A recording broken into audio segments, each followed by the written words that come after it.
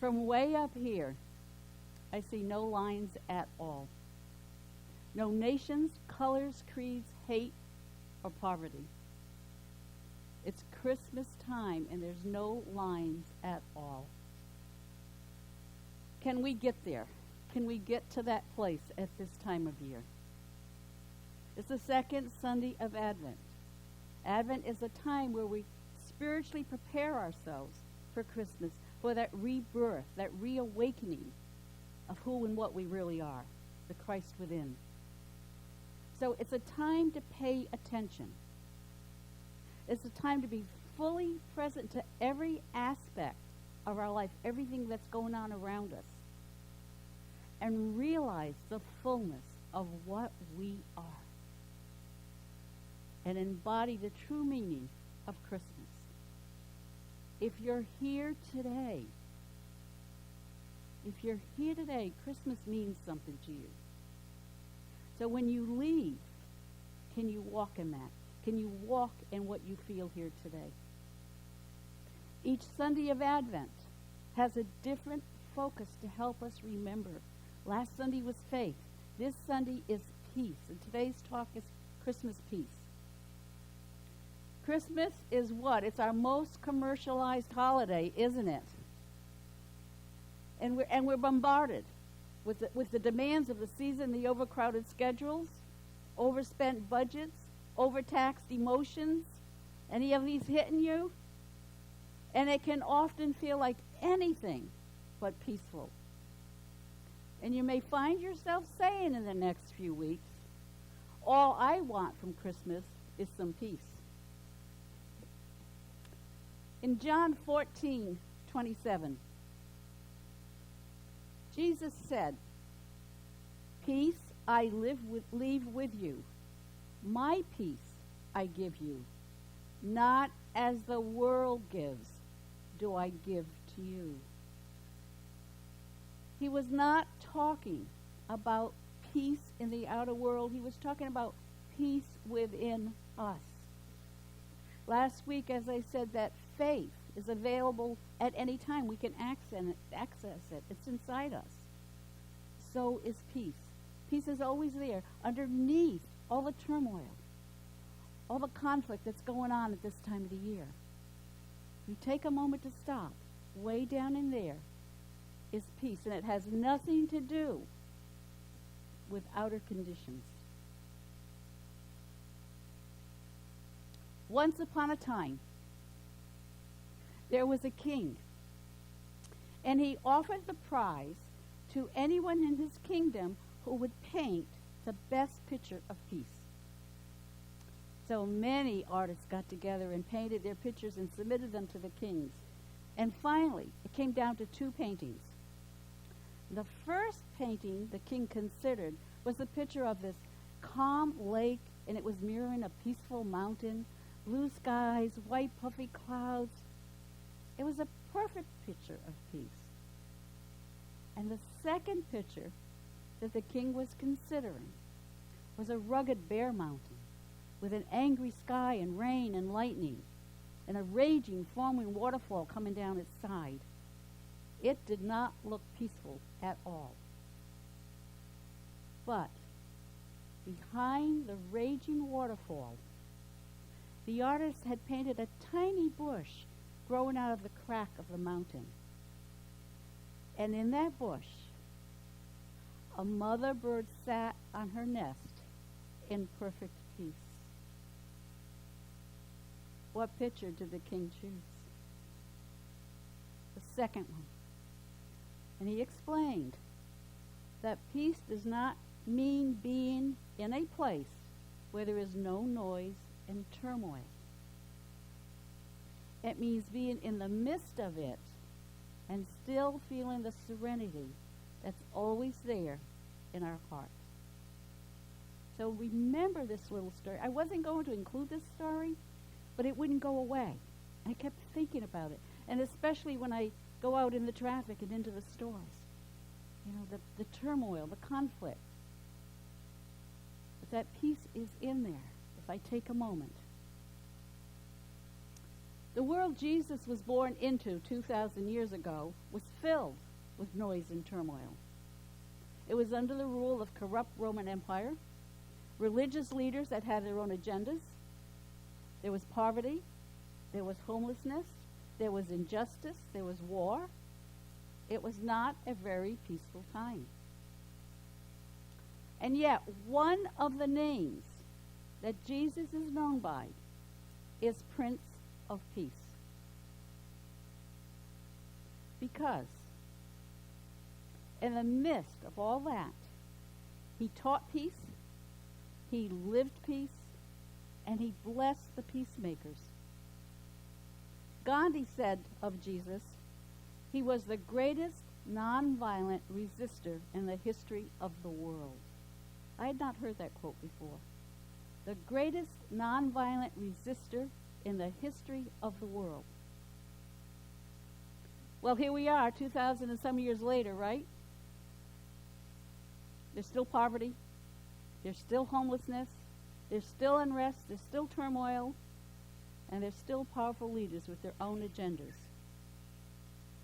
It may seem like nothing has changed, but it has.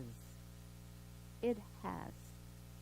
Every time in those 2,000 years that one person or a group of people chose peace instead of conflict, they began adding to the collective consciousness, to the evolution of peace. When you put TV on, when you hear the news, we get all the stuff that makes news. During this season, start looking for the stuff that doesn't make the top news. I got I posted on my Facebook page a little boy that loved UPS. 4 years old, had the whole UPS outfit, the cap, and the UPS guy that he went visiting got him a little UPS truck. And he got these little packages and he gave him a route and he went and delivered packages on his street. Look for those things. I can see your faces and the smiles. Look for those things instead of what they blare out at us. Find those places of peace, those places of joy. Peace is not the absence of conflict. Peace is not the absence of conflict. And we don't find peace by trying to escape stress or avoiding responsibilities. True peace is found in the midst of conflict, like the mother bird on the nest. We had our last Lessons in Truth class this week. And someone shared a story that reminded me of the service I had given Christmas Eve in 2008. And it's about an event that took place 100 years ago this month. And I know as soon as I start talking about it, a lot of you have heard of it. But it's a demonstration. It's such a demonstration of the power we have to choose peace in the midst of conflict. I'm talking about Christmas Eve, World War I, 1914. The British and French soldiers were on one side, the Germans were on the other. And they were dug into these cold, muddy, waterlogged trenches. Between them is what was called no man's land. It's unoccupied area between the enemy lines. There's barbed wire, there's landmines, and when bodies fall there, they stay there because they can't be retrieved. Christmas Eve night, the Germans put out little Christmas trees. They put them outside their trenches, and they put candles on them. And then they started singing Christmas carols. The French and British side, you can imagine, they're like, okay, what's going on? Are they setting up some kind of a trap to lure us out? But the Germans kept singing. And then slowly from the French and British side, you could hear one voice starting to sing Christmas carols, and then another one, and another one, until they joined with the German voices. And then across the desolate span of no man's land, the Germans began to sing Silent Night. And then the British and the French joined in. And in that moment, there were no nations, no colors, no creed, no hatred. In that moment, there were no lines at all. And what happened next has made history. Because despite explicit orders against friendly interactions, slowly the soldiers from both sides started coming out of the trenches. And they moved into the no man's land in between. And they greeted each other. And they had conversation. And they helped each other bury their dead. And they exchanged tobacco and cigars and cake and chocolate and postcards and newspapers. They even took pictures of each other. And then Christmas Day, they played a soccer game together. And they ignored the orders from officers to resume shooting. It's kind of hard to shoot someone when you've just talked to them, shared gifts with them, played football with them, isn't it? It's known as the Great Christmas Truce of 1914, and it lasted past New Year's Day. You see, in their God-given wisdom, those soldiers knew there was something wrong with war. That Christmas, they chose peace. The leaders tried to keep truth silent. But you know, as the troops rode home, little by little, the news of it seeped out, and the story spread. And this following song was written. And I love it so much, we're going to show a video of it. Dan, do you have that ready?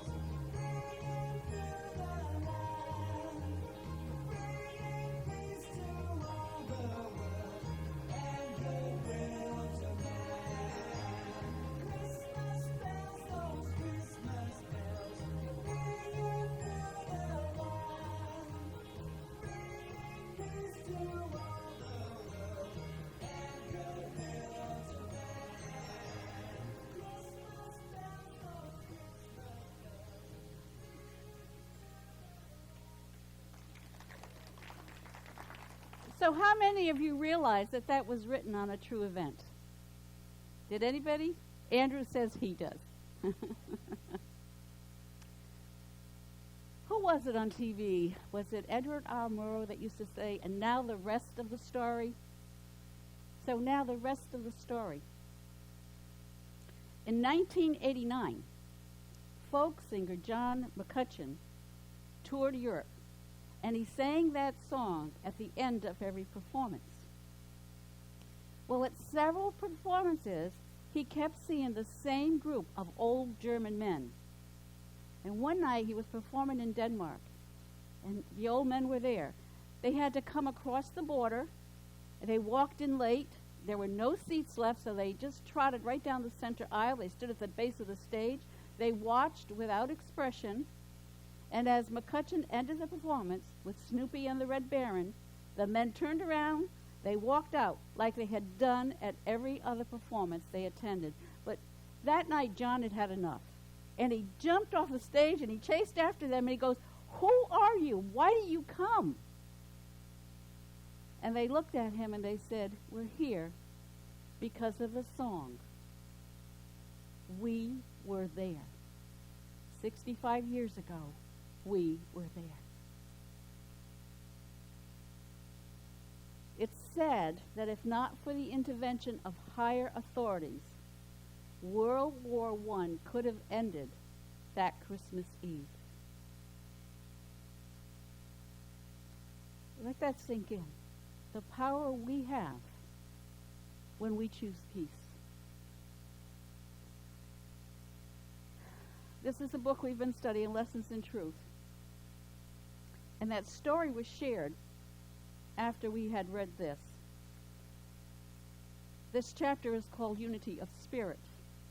In the words of the author, Emily Cady, "I want to stimulate you to lose sight of all differences, all side issues, and lesser things, and seek but for one thing. That is the consciousness of the presence of an indwelling God in you and in your life. No matter how many hours are spent in negotiations, no matter how many peace treaties are signed, they only resulted in temporary peace, didn't they?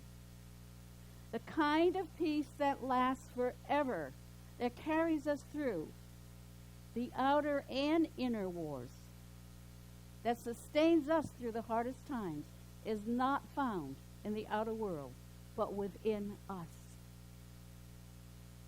Just as those soldiers knew that they could choose peace that Christmas Eve. You know it too. Deep within each of us, we know it. The goal of world peace is not unattainable, but it can only be met one person at a time, as each one of us experience that peace inside us. Christmas peace invites us to move beyond barriers that seem to separate, to look beyond appearances of life's challenges. So think about this as you go through this Christmas season. When a conflict arises, when a challenge arises, it's Christmas. It's Christmas peace. At the end of this service, every Sunday we sing what? Let there be peace on earth, and let it begin where? Louder. Yes. Each one of us has the power to say yes to peace. And each time one of us chooses peace, we come closer to living in a world where there are no lines at all. So this Advent season, if you find that turmoil, that conflict showing up in your life, pay attention. Be present. Realize the fullness of what you are. And say to yourself, right in the middle of that, say to yourself, I choose peace instead of this. I choose peace instead of this. Nobody can do that for us. Is it easy? No. Especially when what's going on in here is really pushing your buttons. I choose peace instead of this. Say it with me. I choose peace instead of this. Again, I choose peace instead of this. Now think of something that's going on in your life. A conflict, something that's happening that's not, that you don't have any peace around. You got it? Okay.